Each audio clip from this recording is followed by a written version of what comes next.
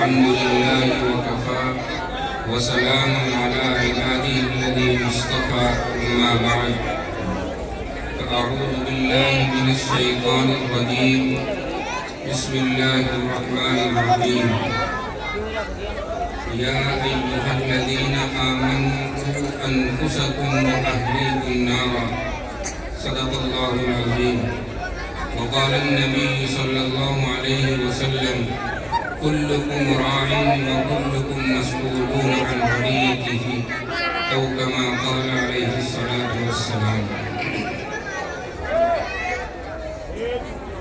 وہ معزز تھے زمانے میں مسلمان ہو کر، وہ معزز تھے زمانے میں مسلمان ہو کر، اور تم خوار ہوئے تارک قرآن ہو کر. قابل قدر حضرات علماء کرام اور انتہائی عزت و احترام کے مستحق میرے دینی و ایمانی بھائیوں، اللہ رب العزت کا بہت بڑا احسان اور اس کا کرم ہے کہ آج اس نے ہمیں ایک بہت بڑی نسبت پر یہاں جمع ہونے کا موقع عنایت فرمایا. یہ اللہ رب العزت کا بہت بڑا احسان و کرم ہے. اس طرح کی مجلسوں کا موقع مل جانا یہ اللہ ہی کی توفیق سے ہوتا ہے. آج کی جو مجلس ہے یہ کوئی چھوٹی موٹی مجلس نہیں ہے، بلکہ اس مجلس کا تعلق قرآن کریم سے ہے. اس مجلس کی نسبت قرآن کریم سے جڑی ہوئی ہے، اور آپ جانتے ہیں کہ نسبتوں سے چیزوں کا مقام بڑھ جاتا ہے. مثلا آپ اگر آج کوئی نفل نماز پڑھیں گے تو آپ کو ثواب صرف نفل نماز پڑھنے کا ملے گا، لیکن چند دن کے بعد رمضان المبارک کے مہینے میں اگر آپ نفل نماز پڑھیں گے تو آپ کو ثواب فرض کے برابر ملے گا. اور اگر آپ آج فرض ادا کریں گے تو رمضان المبارک میں وہ ایک فرض 70 فرضوں کے برابر ہو جائے گا ثواب کے اندر. یہ ثواب کیوں بڑھ رہا ہے؟ صرف نسبت کی وجہ سے بڑھ رہا ہے.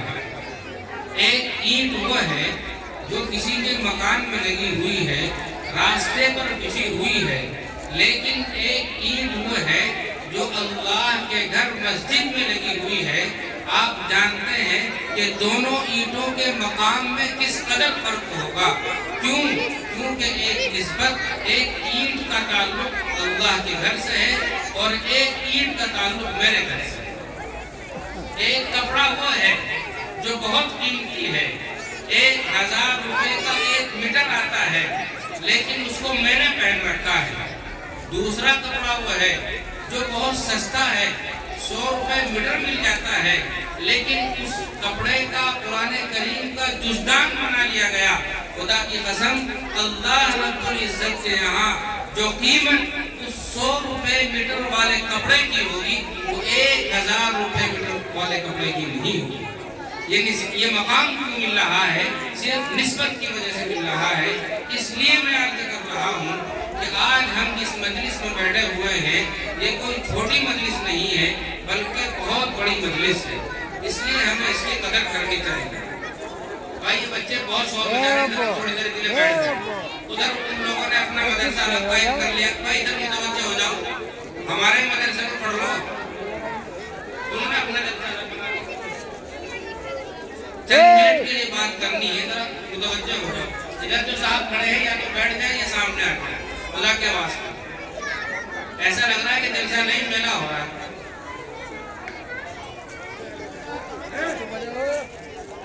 خیر میرے عزیز دوستو، آج ہم میں سے ہر ماں باپ کو یہ تو فکر ہے کہ میرے مرنے کے بعد میرے بچوں کا کیا ہوگا، لیکن کسی کو یہ فکر نہیں ہے کہ بچوں کے مرنے کے بعد بچوں کا کیا ہوگا.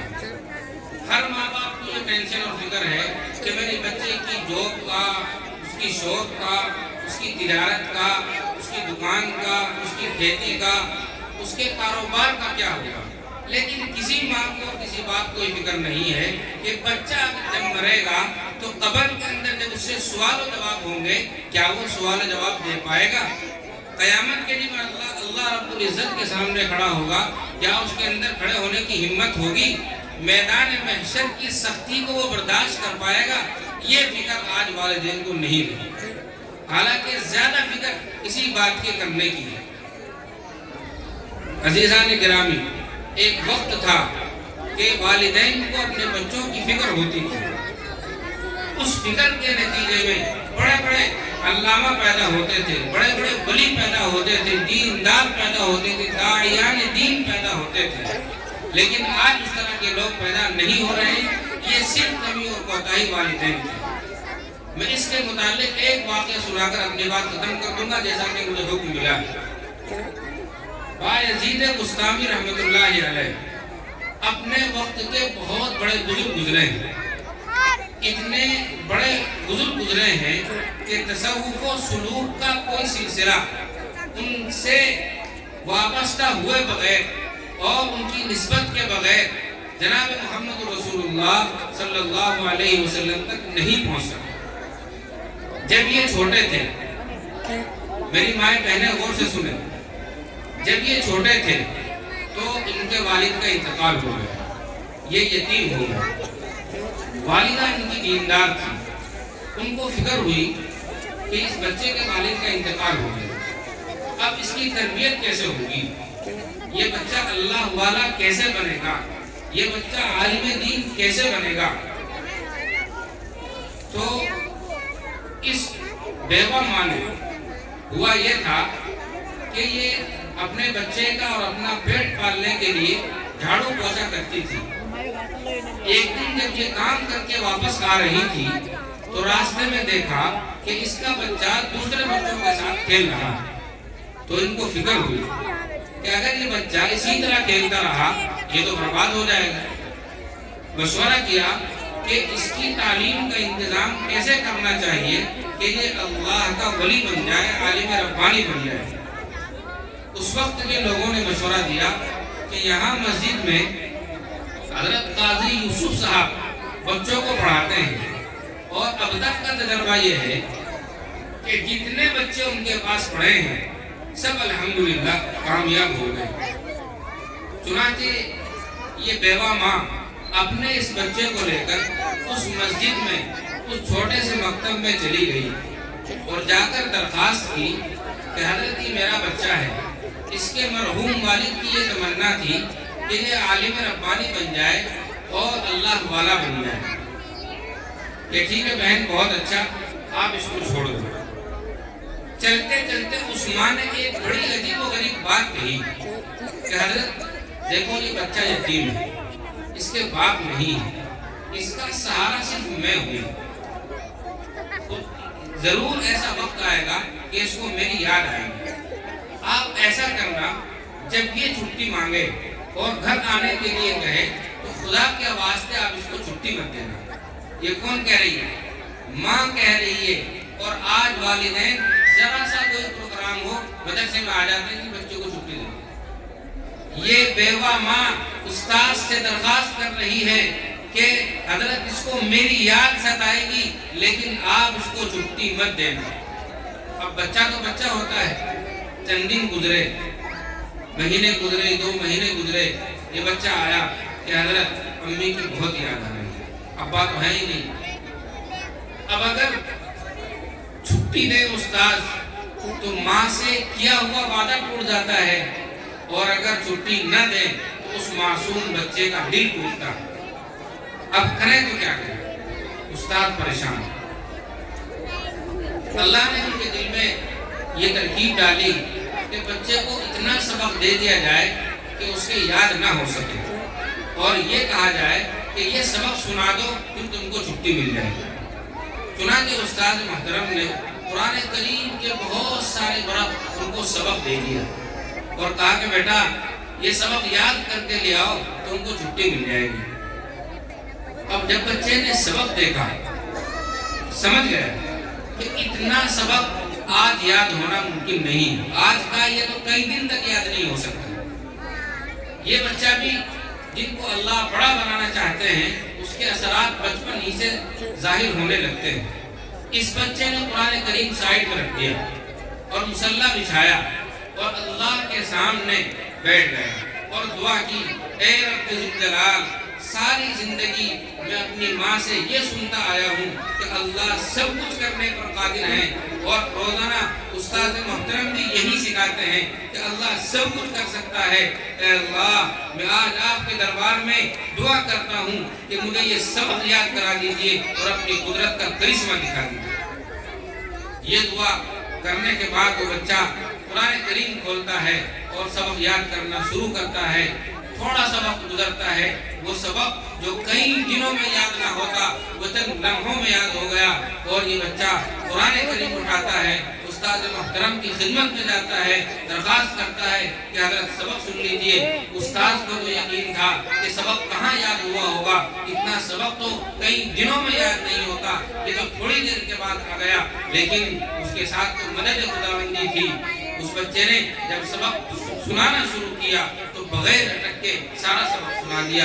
اب استاد مجبور ہو گئے کہ بچے نے جو وعدہ کیا تھا وہ پورا کر دیا، اب تو چھٹی دینی پڑے گی۔ چنانچہ استاد محترم نے اس بچے سے کہا کہ جاؤ بیٹا، چلے جاؤ۔ اب یہ چھوٹا بچہ تھا، مسجد سے نکلا، مدرسے سے نکلا، اپنے مکتب سے نکلا اور گلیوں میں ہنستا ہوا، کھیلتا ہوا، گیت گاتا ہوا گھر پہنچا، اور گھر پہنچ کر دروازہ کھٹکھٹایا، دروازہ بند تھا۔ جب دروازہ کھٹکھٹایا، ماں غور سے سنے، میری ماں ہے، ماں کا کلیجہ اللہ نے کیسا بنایا ہے۔ ماں سمجھ گئی کہ ہو نہ ہو بایزید ہوگا، نہیں بولی۔ دوبارہ دروازہ کھٹکھٹایا، نہیں بولی۔